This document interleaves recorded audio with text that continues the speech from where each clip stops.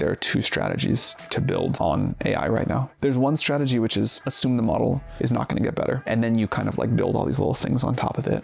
There's another strategy, which is build assuming that OpenAI is going to stay on the same rate of trajectory, and the models are going to keep getting better at the same pace. It would seem to me that 95% of the world should be betting on the latter category. But a lot of the startups have been built in the former category. When we just do our fundamental job because we like have a mission, we're gonna steamroll you. Ready to go?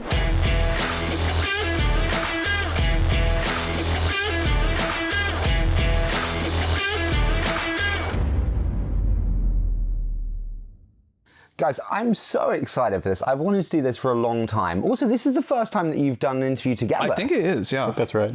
This is going to be the most unique interview then that you've done together, so this is very exciting. I want to start, I spoke to many mutual friends before, and they said we've got to start with context. Sam, what gave you the conviction to do this 7 years ago? I think there were two things that seemed, well, I've been interested in AI since I was a little kid, and I studied it at college when nothing was working, but when we started, there were two things that seemed really important. One, deep learning seemed to actually legitimately be working. And two, it got better with scale. We didn't know how predictably it got better with scale at the time, but it was clear that like bigger was better.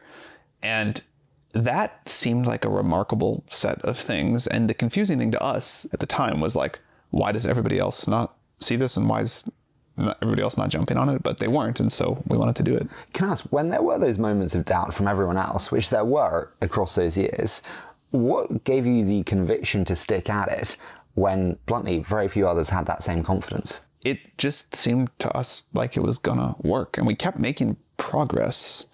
Like I would not call it blind faith, although there is some amount of you gotta believe you can do a hard thing. But it felt really important to us to do this, that if we could do it, it would be, hugely meaningful to the world in some way. And that it might work. Like we had an attack vector we believed in, and then we had continued data that the approach was working. Of course, the specifics took a long time to figure out. We did not start off doing language models, obviously. We kind of knew that if we could keep doing things that we previously thought were impossible, that was somehow a good sign for progress.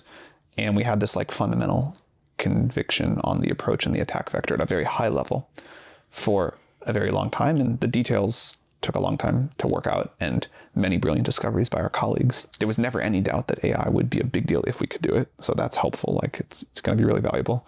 The approach we got successively more confident in, although it did take some wandering in the jungle for a while, or the desert, whatever that phrase is.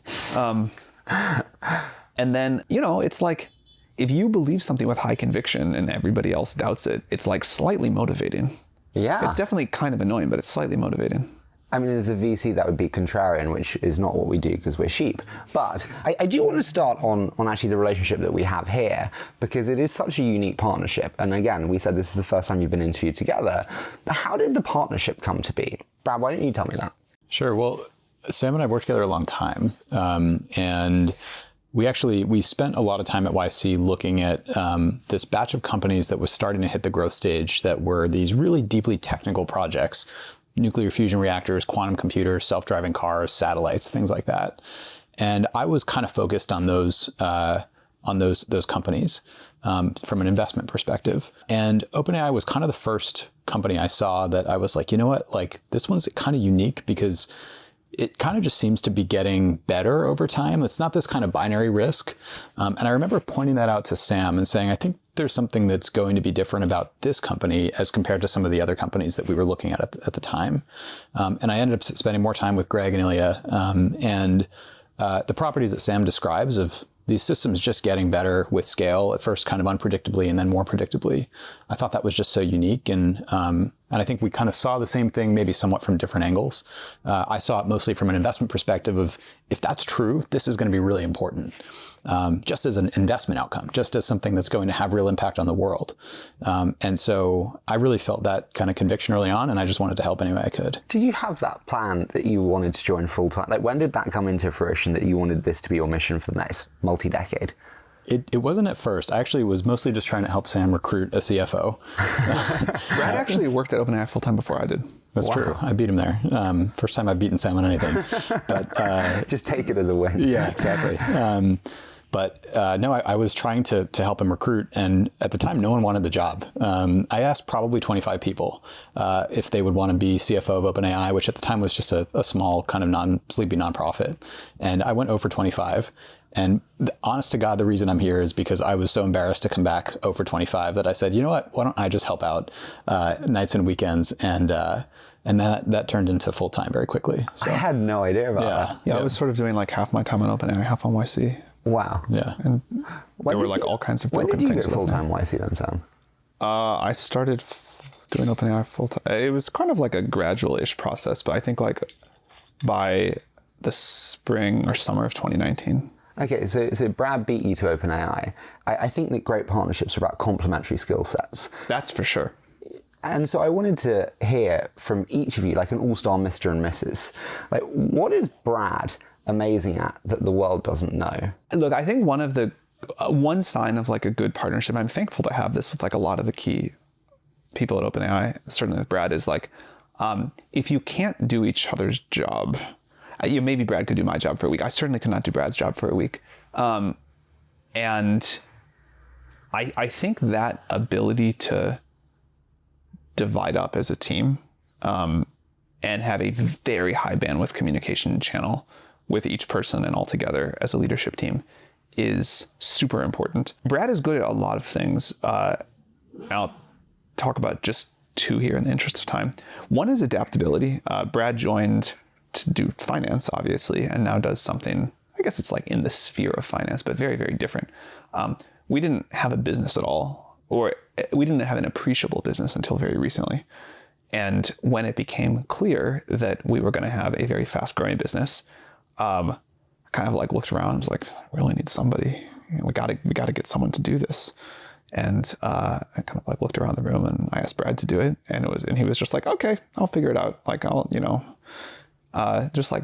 might need like a little bit of time to get up to speed, but this is, I've done like business-ish stuff before and can go like build all this out. So the willingness to just like take on new challenges at each level of company scale and figure it out as you're going, Brad is super great at. And then the other one is, I'm like financially illiterate, so all of that seems amazing to me. But to build out a new product category and go-to-market function around that takes a very wide array of skills and a great deal of patience, and sort of like a customer obsession from a product to a business model to how we're going to deal with customer support and everything else that goes around that. And Brad's ability to see the whole picture of that and how it comes together so that, a company that we're here today at this enterprise sales event. I think if you had said a year ago, we're going to be like a great organization. Oh, not yet a great organization. We're going to even be a very good organization at doing, an enterprise go-to-market function. I would have said very low chance that that's going to happen. And now we have a pretty good one. I mean, we're going to discuss it later because I think the go-to-market that you've built is incredible. If we flip the tables though, what would you say is Sam's biggest strength that not many people consider or know? Well, I assume some people know this, but I think... You can say none, that's fine. I'll say two things. They're interrelated. One is, I think at any given point in a company's life, there's only like 1 to 3 things that really matter at that point. Those things change, but there's almost never 10 things that really matter. And I think Sam has an incredible ability to be laser focused on those 1 to 3 things. And that spills over into how we run the team. Because if I know what he's focused on, and we may disagree on what those things are, oftentimes I think we agree, but yeah.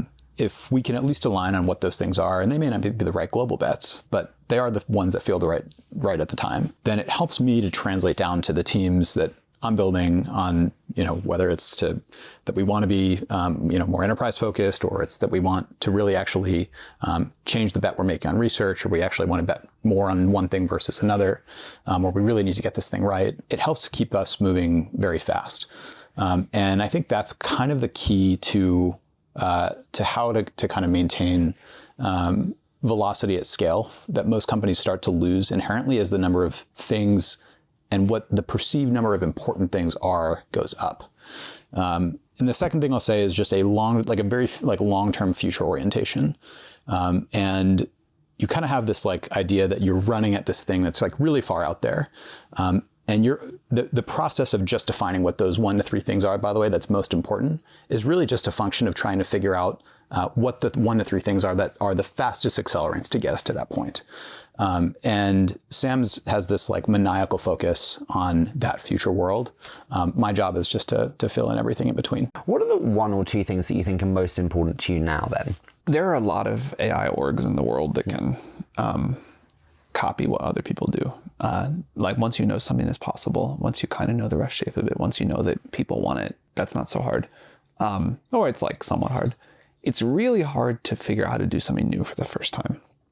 And to do that consistently over years, and hopefully if we're lucky enough over decades, building a research org and a product org and a whole company that puts these things out in the world, because we also innovate on business models and anything else. This culture of repeated innovation so that we're not just making GPT-5 amazingly great, but 6, 7, 8, whatever we're going to call those. We won't keep numbering them like that at that point. Making sure that we're set up to do that from a thinking about where the researchers can take us, what that means for where the product's got to go, what that means for where the whole company has to follow. That's a big one. What are the biggest things that would prevent or slow down the velocity of OpenAI's decision-making innovation? I think we have the best researchers and best research culture that I'm aware of in the world. If we lost either of those things, that would be really bad. Not having enough compute resources would be really bad. And I think, we love doing cool research because scientific advancement is like the coolest, most exciting thing in the world. But really, we're here to like do useful stuff for other people. And if we do the best research in the world and then we make it as efficient as we can, but we still don't have enough compute to provide it to everybody on Earth who wants to use it and is going to want to use it so much more as these models get way better, that would get in the way. That'd be really bad. So the second thing I was going to say for priorities is thinking about how we get enough compute to fulfill the demand of people who want to use these. How do you think about answering that? I know it's the holy grail question. That one I probably won't answer in front of a camera, but I am optimistic. By treating that as a whole system problem, I am optimistic we will really surprise the world on the upside. Good.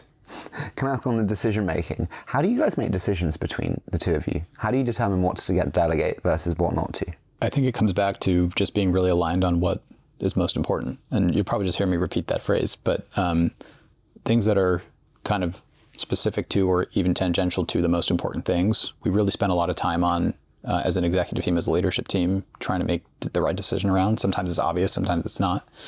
Everything else gets delegated. So I probably make 10 decisions a day that don't go to Sam because they're not the most important thing. But we will spend an entire executive team meeting on one thing, and then we'll spend the next meeting on that one thing if it's really the most important thing. Do you agree with the saying that it's like 1 or 2 decisions a year define a company? Or do you agree with you make 10 decisions a day and actually it's all about the incremental little decisions that add up to the progress of a company? I'm always stuck between both mindsets. I very much think it's both. I think there are... one of the things that I loved about being an investor was that job is really a job about 1 or 2 decisions a year, or maybe 1 or 2 decisions a decade. An operator role is definitely not my natural... This is not my natural place in the world, by the way, but in an effort to get slightly better at it, one of the things I have learned is that it is true that there are only a handful of strategic decisions. It feels more like 1 or 2 a month than 1 or 2 a year, but it's not like that many, like big, like here is the what decisions. But the how decisions there are a lot of those. And I think people who claim there are not a lot of those have not tried to run a complex company before. Because it would be ridiculous to say that any CEO makes 1 or 2 decisions a year or a month. It is really nonstop. But there's a difference between like the big, like we're going to do ChatGPT or we're not going to do ChatGPT. And then to make that successful along the way, in the spirit of making that one decision a successful one, here are the 10,000 little things you have to do along the way. Why do you think you're not an operator? I mean, I'm manifestly not. Like I was very happy. Well, I had a lot of fun being an investor. It's not a fulfilling. It was not a fulfilling job for me, but it's a very fun one.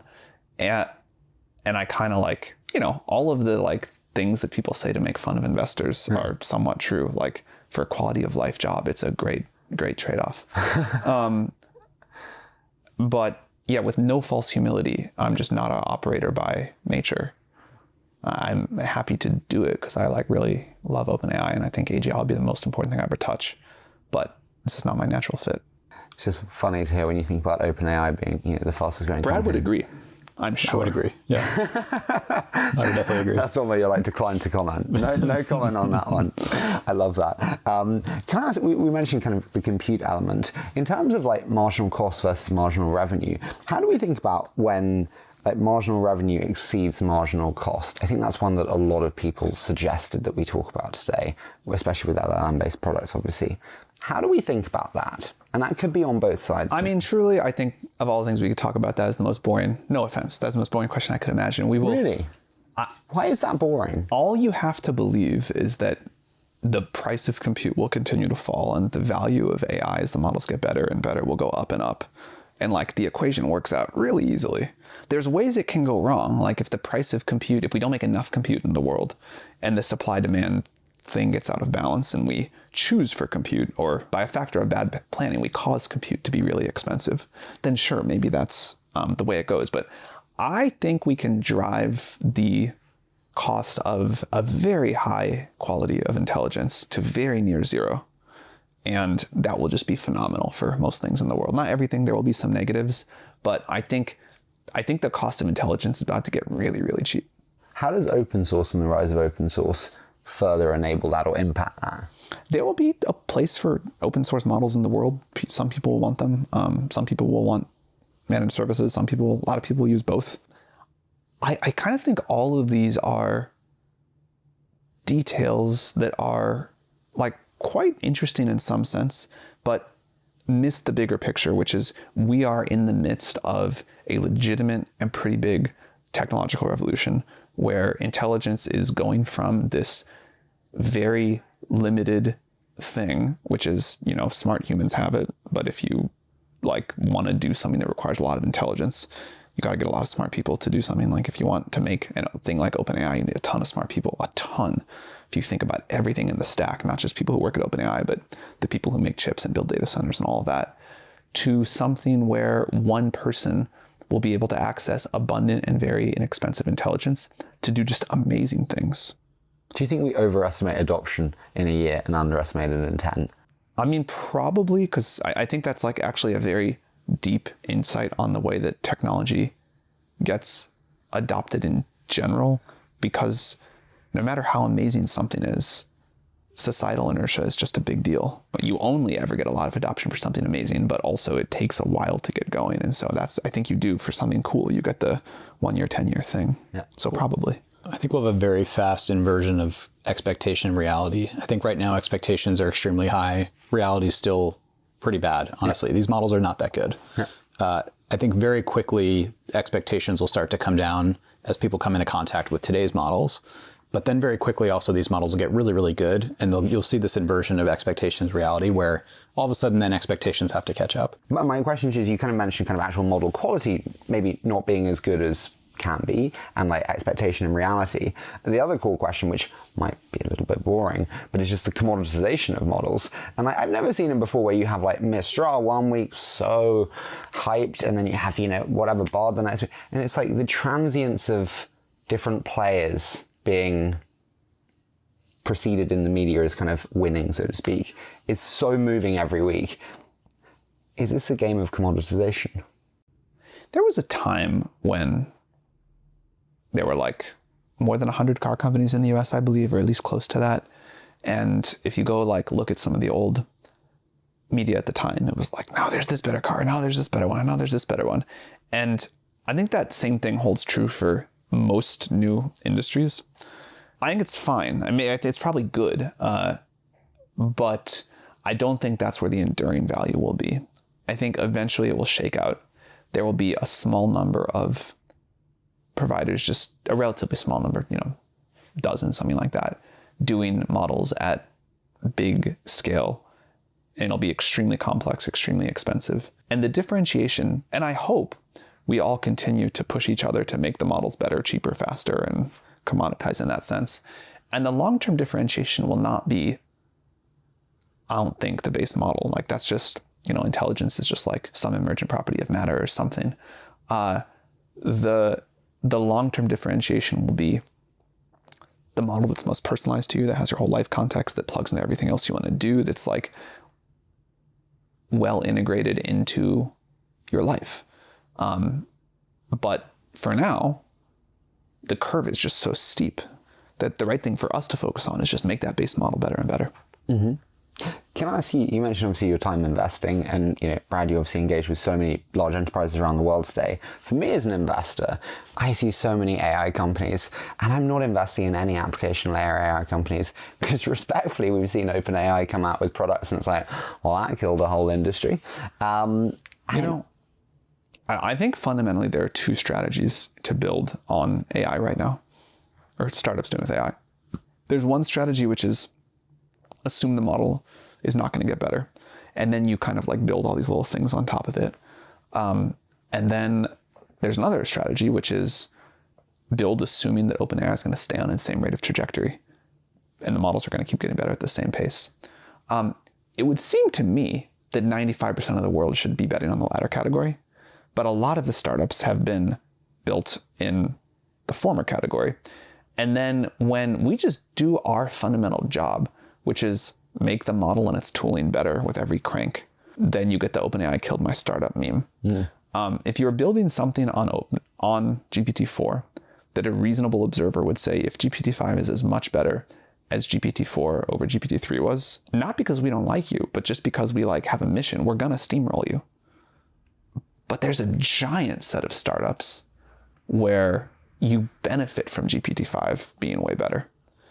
And if you build those and AI progress keeps going the way that we think it's going to go, I think on the most part, you'll be really happy. As an investor looking for an investment thesis that will actually last, what are those that will not be steamrolled that I can invest in, Sam, versus those that could be? Ask the company whether 100x improvement in the model is something they're excited about. It's actually, we can tell pretty well because we know the companies that come to us saying, we want the next model. When is it coming out? When is it coming out? I want to be the first to try it. It's going to be the best thing for my company. And then there's a lot of companies that we don't hear from in that regard. And I think that's like a pretty good delineation, is if there's a clear path to how better underlying intelligence accelerates that product in that company, most companies can tell that story really clearly. And so Klarna would be an example of that? Klarna is a good example. Because for Klarna, I mean, the numbers are astonishing. And think how much better that gets if the next model is as good as we hope it's going to be. I talked just this morning to an AI medical advisor, I guess they would call it. And they were like, here's the places the model's underperforming. It's still pretty useful for these kinds of things. But if the model could just get this much better on these metrics, we'd have all these other businesses. So can you all do that faster? And then we can have this thing that'll save all these lives and give people who have not had access to medical care some access. And how soon can we get that? And here's how many people are dying every day you delay. It was an effective pitch, actually. There were questions beforehand that I was like, I've never asked that. That's a terrible question. And I'm kind of proceeding to ask most of them, so I'm sorry for this. But we mentioned kind of model improvement there. How do we see the rate of model improvement? Is it linear? Is it does it plateau at points? Obviously now it's accelerated faster than ever in the last whatever time period we want to call that. How do we see that rate of improvement in models? It feels very punctuated externally, which means I think we've done a suboptimal job on one of our core beliefs. We have this idea that iterative deployment is important, and what you don't want is to go build AGI in secret in a lab. This is the limit case, toil away for a couple of decades, and then push a button, and all at once the world has to contend with AGI. And better than that to us, it seems, is to put a model out into the world, let people have some time to think about that, react, figure out how they want to use it, what they'd like it to do differently, what they'd not like it to do, what guardrails society wants or doesn't want, and then, build up sort of more societal engagement with it. And I think in some sense, one of the most important decisions we ever made was this one. And that includes things like deploying ChatGPT into the world and getting the world to take advanced AI seriously, which we tried to talk about for a long time and didn't really work. And, deploying that really did. But as we think about future models, I think we underestimated, because we've lived with these models for so long and because we watched them get better and better little by little, we underestimated how much, even with our strategy of iterative deployment, a lurch forward some of these things would be. So as we think about the next models, we're trying to find a way to make that even smoother, so that it feels closer to the smoothness we feel internally to the external world. Do you think the strategy of iterative deployment will still be possible moving forward as you get bigger and bigger? You see, obviously, Fair and Llama released some on medical scientific writing, and they got terrible blowback and they had to pull it away. Bard obviously did theirs, and they got an 8% reduction in share price. As you get bigger and bigger and bigger, releasing an imperfect product can have such ramifications. Is that iterative deployment still possible over time? I think expectation setting matters a lot, but with the right expectation setting, I think it is possible. Yeah, I would agree with that. I think we learn a lot also. And so when we release Sora, for example, we get an incredible amount of feedback from the creative community, from media, from industry. And we actually started now to kind of incorporate that feedback into how we think about our research roadmap for that, for that specific modality. And so in a way, we kind of start with expectations really low. We just try and learn, and we really kind of just listen to the world, and then we try and incorporate that as best we can, so that by the time we actually have something we want to share, it's something that really feels useful and people have kind of natural familiarity with it, and it almost feels like it was kind of built more for them. And I think that's kind of the mode that we'll operate in somewhat here. Is this? It is really iterative, and it really is this kind of more code development with the world, maybe more than the world appreciates. Can I ask one final thing, and then I do want to go on to GTM, but you mentioned obviously the medical advisor earlier. I hear you've got a passion for how AI can solve cancer, and specifically certain medical... Well, it's more like I have a passion for how AI can help, I don't want to say help greatly increase the rate of scientific progress. And curing cancer would be a great example of that. But I do generally believe, and this is there's definitely just a personal element of excitement, but I think science is awesome. But I genuinely believe that scientific progress is the highest order bit of progress for society, economic growth, quality of everyone's lives, all of that. And if AI can help people meaningfully increase the rate of scientific progress, which I believe it will, I think that will be a triumph. What do you think is the biggest barrier to that happening? I think the models are just not smart enough, which sounds like a annoying, low information kind of cop-out answer, but I think is deeply fundamentally true. The models just aren't smart enough. You fix that one thing, all these other things get better. There'll be all these ways that we have to figure out how to integrate tools into people's workflow, and model ability in different areas will matter a lot. But if you zoom out, doing scientific research with the help of GPT-2 would have seemed fairly laughable. With GPT-4, people do use it just in to help them do science, just in extremely primitive and limited ways. And with GPT-6, I think people will say, hey, this is helping me as a general purpose tool in all these ways. And then with GPT-8, maybe people are this can do some limited, maybe not so limited tasks for me. Can I move to the company scaling? Because I think it's really important to cover. I mean, this is the most unprecedented company scaling really in history, especially when you look at speed of revenue growth. Brad, you've been at the forefront of that. It's a terrible question in many respects, but how have you scaled so fast, so efficiently? And what's the secret to that? And things seemingly not breaking? It's always messier behind the scenes. But I appreciate you saying that on the outside, at least, it doesn't seem like things are breaking.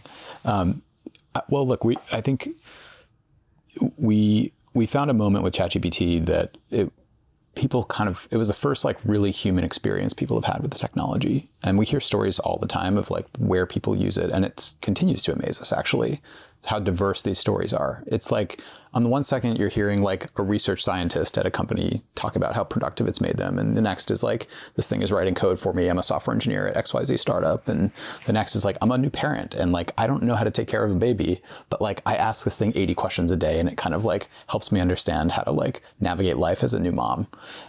And like the same tool can power each one of those experiences.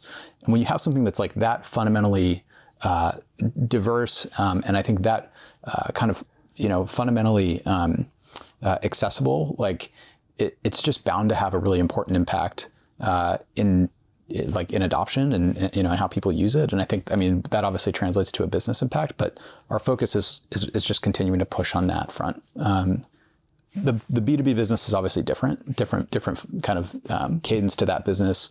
There's more of an adoption cycle in the enterprise. We've had amazing success on the developer side. So we've always been a company that has really prided itself, I think, on just, we kind of build for who we know. Yeah. And so we've tried to build the best developer platform in the world for AI. Enterprise is a new focus for us. And so, that will have more of there'll be more of a process to building for the enterprise, but it's one that we're excited to take on. And so a lot more to come. Can I ask on talent? Is it bad if talent wants to join because OpenAI is the hottest company, it's the fastest growing company? Probably. So everyone has to join for the mission? Because I'm always like, does it actually, we always say mission. I think it's bad just because it makes us like harder to filter. It makes it harder for us to filter. But yeah, like I do kind of want people to think that they're doing something that's really important. I watched what has happened to other tech companies when they just become the place you want to work because it's a good resume item. And you can like filter against that to varying degrees. And as you said, it doesn't literally need to be told 100% true in 100% of cases. But I think companies that lose their mission orientation and get taken over by mercenaries usually come to regret that. It's interesting. You've invested in some of the best founders. Are there any that stand out as ones that you've learned from, that you've invested in and have shaped how you think about building? I have been extremely fortunate to work and like be along for a small part of the ride. I think with like many of the best founders of my generation. And I'm also happy that they have been willing to like spend so much time now helping me.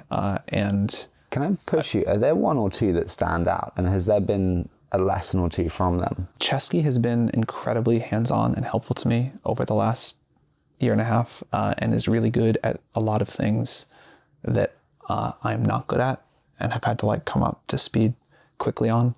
How to think about how we talk about our products, how to think about how to build great products.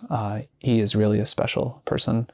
The Collison brothers are incredible, and like every time I talk to them, I am like, that is a new deep insight that I just never would have thought of. It's like a totally nonlinear thing. I invested in a lot of companies for a long time, so I have like a long list of incredible founders, and that have been like, I'm very grateful to, but have been like very willing to really kind of like help out in different areas. And I think in the same way that I tried to like learn a little bit each from a lot of different investors, trying to learn a little bit each from a lot of different founders has been a great strategy. Can I go back to usage? You mentioned the kind of divergence in usage from kind of consumers every day, maybe it's parents, maybe it's scientific researchers. You've also built an incredible go-to-market with some of the largest enterprises in the world. What have been some of the biggest lessons on enterprise adoption and how large enterprises are thinking about it, approaching it, adopting it, that you think are noteworthy? I think the biggest one is enterprises have a very natural desire, I think, to want to throw the technology into a business process with the pure intent of driving a very quantifiable ROI. I know what none of those words mean. But it sounds great. I mean, this is my joke, but I couldn't There's do three Brad's strategic levers.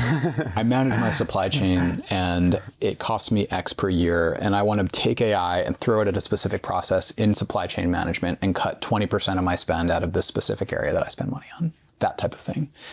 And that's great. we are here and happy to help you think through that problem.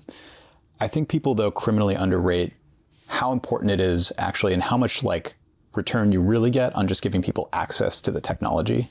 And that there's this kind of, because you can't quite quantify exactly how it works, but like someone that used to spend 2 days doing something that now spends 2 minutes doing something and is freed up to do like 85 other things in their daily life, that doesn't really show up in how you would think about ROI as an enterprise. But imagine doing that now 10,000 times over, 100,000 times over. How do you explain that to enterprises? Because you're right, it's not like a budget line where you're like, oh, we got rid of X. Yeah. It's difficult to show that supply of time shift. Yeah, I mean, part of it is just having time to show it. ChatGPT is a business product is still so new. We released Enterprise back basically in late August, September of last year, and Team is a self-serve product we released earlier this year. So the time in market's been virtually zero, and enterprise adoption cycles are slower. But so I think part of it will just come with time, and part of it just comes with expectations of your workforce will want these tools. And also, like, you're going to start to hire people who will have come from a world where they could only ever use these tools and they could use as much as they'd like. And they will expect to be able to use them in the workplace. And so I think that like over time, we will start to see that shift. But right now, I think there's this kind of weird miscalibration of where people think they should be deploying AI that's going to have high impact with where I would say they should be deploying AI, where there will be high impact. What questions do you think the biggest companies don't ask that they should ask? Questions the biggest companies don't ask that they should ask? Yeah. About how to use AI, about how to integrate it, about concerns that they should think through. A lot of companies think it's static. So a lot of companies think GPT-4 is the best the models will ever get. That's understandable. Every technology they've ever had to adopt has been relatively static. If you think about like what the iPhone looked like, what mobile looked like in 2009 versus today, it kind of is the same thing. Like the form factors change a little bit. They're faster. They're like higher resolution, but like the technology is pretty much the same. Application development is pretty much the same. Same thing with cloud. And so here they've been handed this new technology, and I think their expectation is like, well, this is it. And I think they don't ask enough about really how steep that rate of change is, and like how to think about like what the next wave of the technology will be in the wave after that. And how to think through implementing that. Do you think they're set up for that rate of change? Like, we're obviously in London now. European corporates are not that fast moving. When you change as fast as you are changing, it's almost very difficult because they get used to their workflows and processes, and then you change and you update, and it's like, oh, fuck. Well, they're all gone. They're out the window. Do you see what I mean? It's almost hard. Yeah, no, it is hard. And that's what makes our job hard, right? Is I think companies have a desire to want to move that fast, but there's this kind of, when you're operating at 100,000 person or 200,000 person scale, it can be really, really hard. Yeah. And so I think that'll be the big question over the next few years for us. Sam, you mentioned the research-driven kind of culture and the importance to retain that. When you bring in a go-to-market function and sales leaders and whole sales teams, it's very difficult to blend kind of product and sales functions or cultures so efficiently.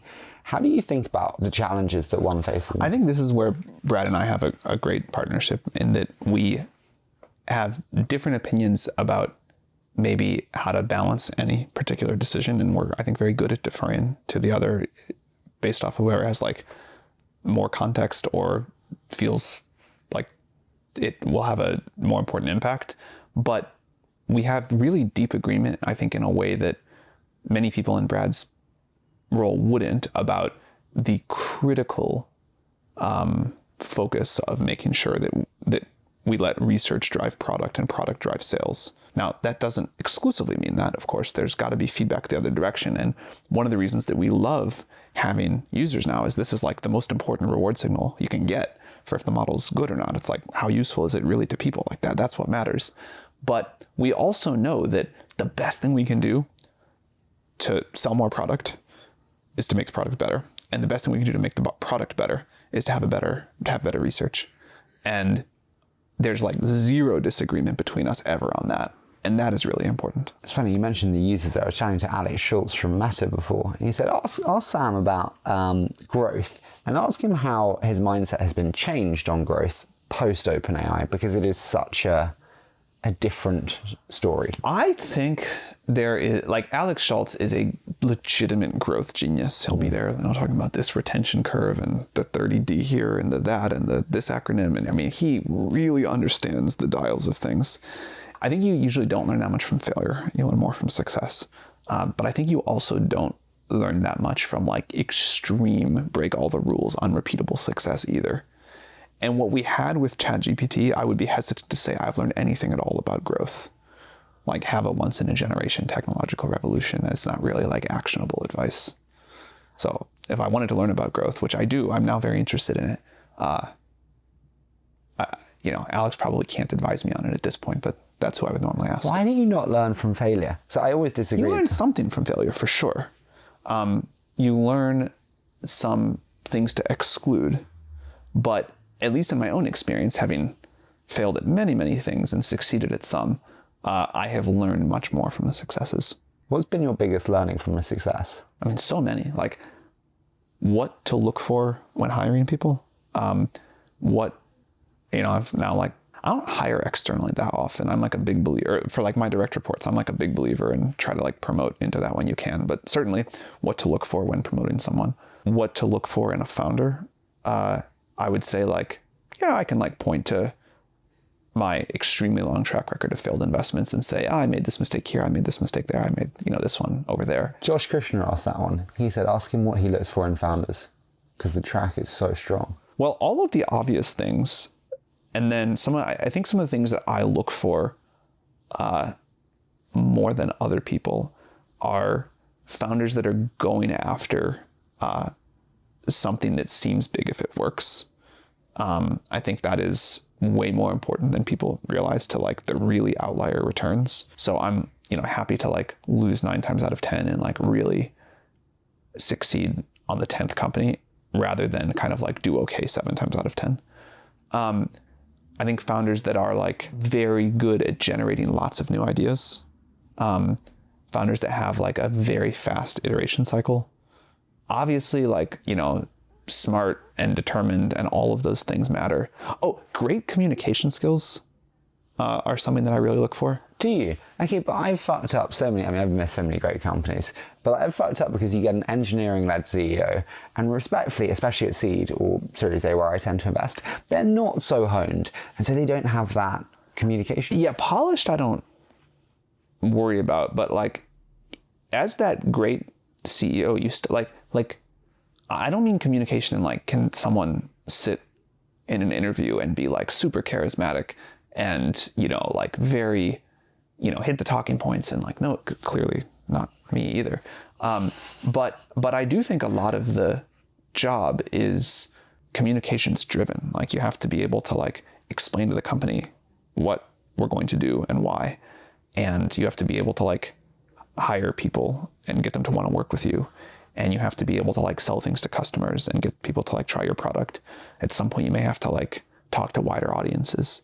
So I don't mean it like literally as, can the person give a polished interview? Because I may make it my whole life without being able to do that. We'll see. But in the day-to-day, able to clearly explain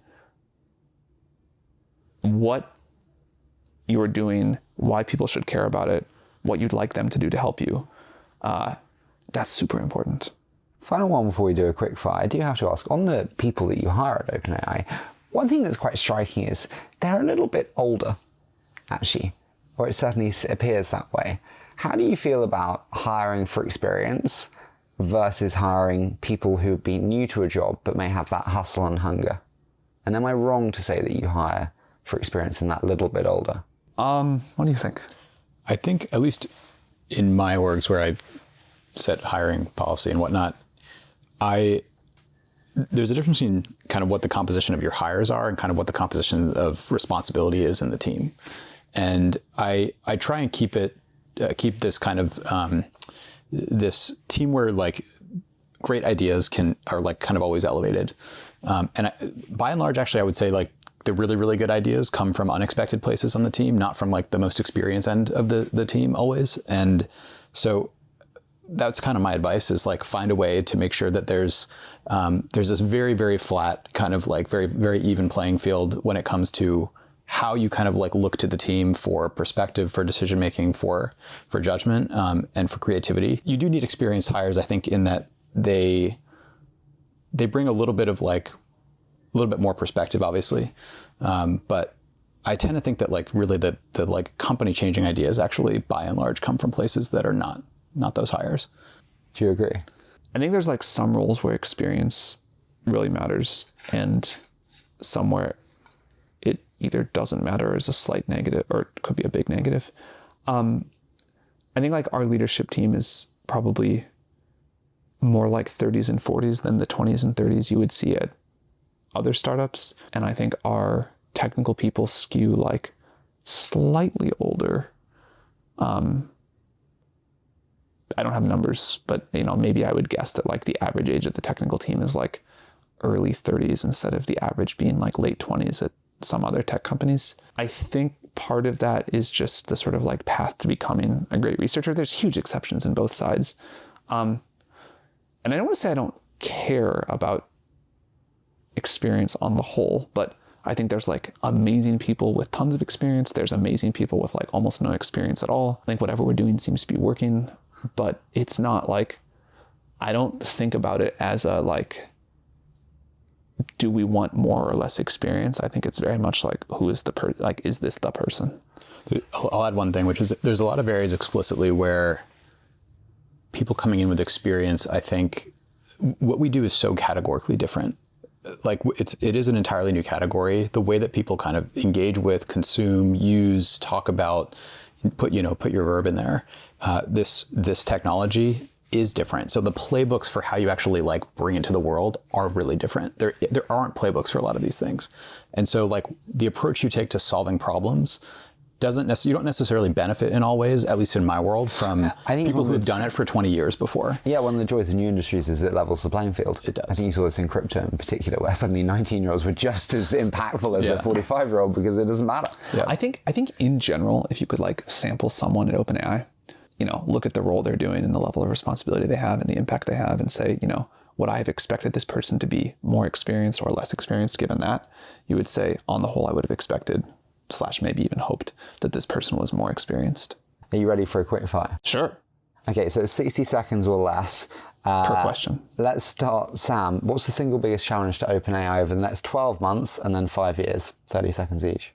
Doing the best research and the best productization of like the best innovation on that stuff over the next 12 months. And was it 5 years for the second thing? Sufficient like supply chain and compute. Brad, what have you changed your mind on most over the last 12 months? I would say actually it really is that I think the rate of adoption in the enterprise is actually going to be way faster than people realize. I think we will buck convention on that. Enterprises have a reputation as being slow adopters of technology. I think that will not be true here. Does that differ by geography? No. Do we have loads of experimental budgets? Do we have loads of experimental budgets? Well, we have real budgets, and that'll help. Yeah. Sam, what are you most concerned about in the world today? The whole thing just feels like way more on the whole situation of the world, the geopolitical thing, the sort of socioeconomic stuff, politics. It feels more unstable to me than it has felt since I've been paying attention. And there's no like one thing I would say that I couldn't with confidence tell you like, here's the crux of it or here's the root cause. But the general macro instability feels high. Brad, what's been the most unexpected thing in the scaling of OpenAI for you? I think it's how consistently the scaling of models has worked. It still breaks my brain. I've watched the same trend line for 6 years now, but I still find it incredible that you can make these models bigger and they get predictably better. And that is a tremendous gift. Brad, what do you know now that you wish you'd known when you started at OpenAI? I wish I'd appreciated the order in which the technology was actually going to have impact. It caught us somewhat by surprise how important the technology is and is going to be in creative industries, for example, relative to more knowledge-based industries or relative to even more industrial industries. We were doing robotics really early on. And so I was preparing for a world where we were working with robotics companies and building robots and working with gaming companies and building agents. And we've gone completely the other way. Sam, what do you not do much of that you'd like to do more of? I guess time is not particularly your friend these days. I don't really read anymore. I used to read a lot. That's a sort of sad change. Would you like to make more room for it? It's probably not in the cards in the short term, but someday. I'm okay with this trade for now because I know it's not a forever thing. But I have basically like run out of time for real life. I don't really get to hang out with friends that much. I don't get to like do the normal like life stuff. And it is both totally a trade I'm willing to make. And then again, it helps to know that it won't be a forever thing, but it is still just sad. Sorry, it's a bit of a deep one. Are you happy? I saw, Elon's interview. I am really happy. I wouldn't say I'm having fun, but I am really like deeply happy. I have fun. That's great. Good for you. I mean, you both also got married in the last year, which is very exciting. That is very exciting. Can you impart some wisdom on how do you retain a romantic relationship, a partner, happiness there, where you're also, traveling all over the world, literally every day? Communication. I'm still learning it. Over communicate, be empathetic, and appreciate that like this job is as taxing as probably anything on earth. And the person though that is really paying the price for that is not you. It's your significant other. Look, I just got 10 out of 10 lucky. Brad did too. Christy's really great, but I think having a partner who is just sort of like, this is like not what I always signed up for. We used to have this like nice quiet life, and having a partner who is just like supportive of it, who gets it, who's like, you know what, you go deal with that. I'll like hang out and we'll have like a lot of time. We still like that's the kind of the one other thing I make time for, but having a supportive partner, not just supportive, having like an enthusiastic partner, which is like, this is really important. You go do this. Like, I'll make it work. I'll try to like be flexible around it. I am extremely, extremely grateful. Did you know straight away with both of your respective partners that they were the ones for you? Pretty early. Yeah. Yeah. Brad, where will OpenAI be in 10 years? Oof. I hate making 10-year predictions. You can have 5 or 20. Does that help? Doesn't make it better. I don't know, pass. I know Sam hates it even more than me. Or we can do a both one, which is like, when you look forward 10 years, how do you see the state of the world then? And are you excited for that future state? Yes, we wouldn't be doing this work if we weren't excited, or at least I wouldn't. But tremendously. I hope that people look back and say, we cannot believe how barbaric they had it in 2024. In the same way that we could look back a few hundred years or many hundreds of years and say that same thing. It's like, not that we're not all appreciative and grateful for life today, but, people get sick and die prematurely of disease. Not everybody has access to a great education. Not everybody kind of gets to do and spend their time the way they want.